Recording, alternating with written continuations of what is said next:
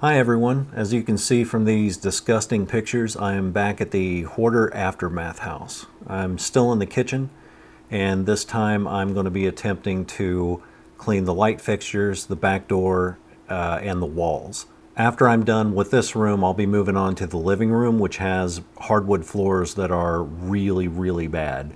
And I think if you're looking for a big transformation, that's going to be the one that will probably have the most impact. So I figured I'd give you a rundown on what's going on in this video, what I'm doing, what I'm using, and answer a couple of questions that came up in the last video. This is actually a part 2. If you haven't seen part 1, I'll put a link in the description. So first things first is what is on those lights. That is a combination of grease, dirt, dust, insect feces, and probably nicotine. Those are not supposed to be tinted yellow. They're supposed to be white, or rather clear. And the first thing I'm going to do is I'm going to soak this in a bucket of Dawn dish soap, water, and bleach. I let these soak for about 20 to 30 minutes, and then I went over them with a scratch pad / sponge, and it took it all off pretty easy. I think the second thing you're going to want to know is why not just take out the ceiling fan and replace it. And the truth is, they're probably going to have to. There's like a bird nest or a mouse nest or something up inside of it. It's clearly demolished. Part of what you see around the base of the light fixture and the ceiling fan is rust. There's a lot of rust on it. I took off as much of the nastiness as I could, and that's mainly just for me. Like, they're probably going to have to pull that and replace it, but I wanted to see how clean I could get them just to see. This is not just a YouTube channel that I do. This is a hobby of mine. Doing a house this filthy and this nasty gives me a lot of practice and helps me hone my skills. It also allows me to test out different methods and different chemicals to see how well I can get some of these stains out. And that kind of leads me into one of the first questions that I got by a lot of people, which is why don't they just gut this house and start over? One, they're probably going to have to. The same thing as a ceiling fan. A lot of this stuff is unsavable. A lot of these drawers and cabinets and stuff are going to have to be pulled out. Countertops. The floors they've already started pulling the floors out. A lot of the critters that were in here, mice and rats and stuff like that, have ruined a lot of this. But again, I'm coming in and cleaning this, so whenever they do have to reconstruct and do demo and stuff like this, at least I've gotten the nastiest part of it out of the way to where they can at least touch this stuff without having the additional worry of whether they're going to get some sort of virus or bacteria or whatever. So I'm just cleaning this off solely for me, and then a little bit to help this guy out and to make sure that it's at least somewhat safe for them to go in there and start demoing and replacing a lot of this stuff.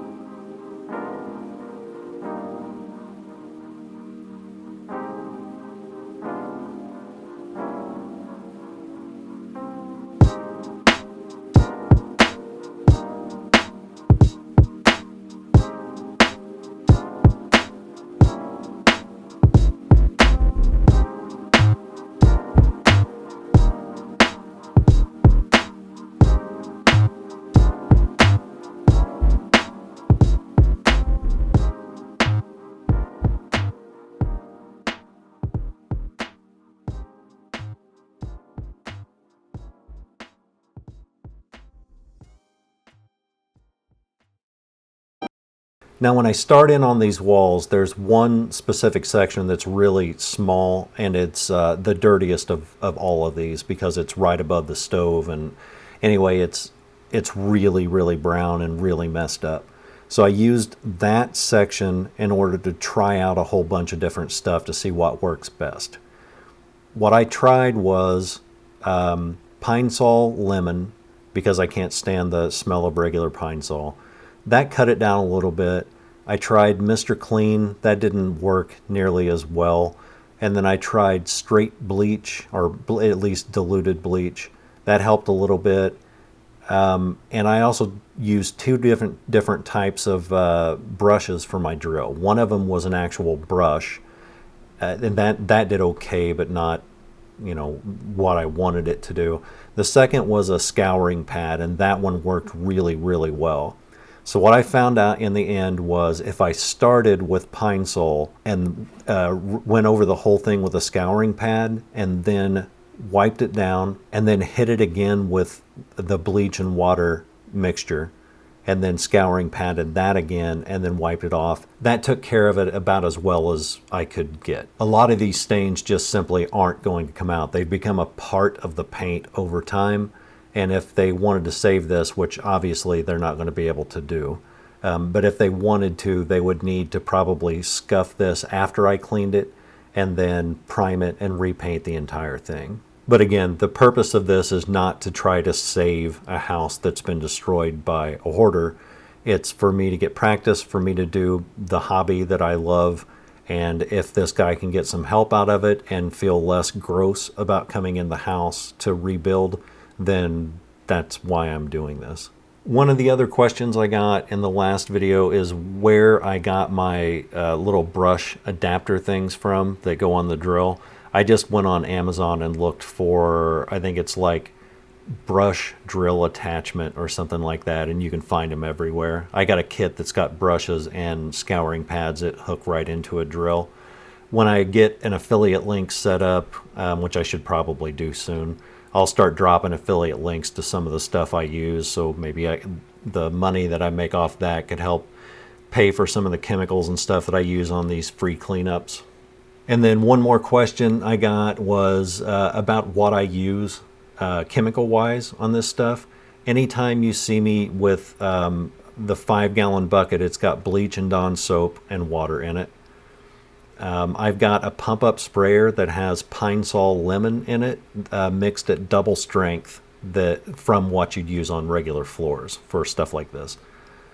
I've got a white spray bottle. The one that I'm using in this video has got just plain bleach and water, but most of the time the one that I use in my other videos has a mixture of 97% isopropyl alcohol, Dawn dish soap, and water. I did pretty much this whole kitchen using nothing but pine sol and then a spray bottle of bleach and water. Anyway, enjoy the rest of the video. If you haven't liked and subscribed, blah, blah, blah, you know how YouTube works. Thank you for the people who have done that so far. I hate even mentioning likes and subscribes, but hey, that's the world we live in now, I guess. Anyway, I appreciate all of you, and I'll see you guys on the next video.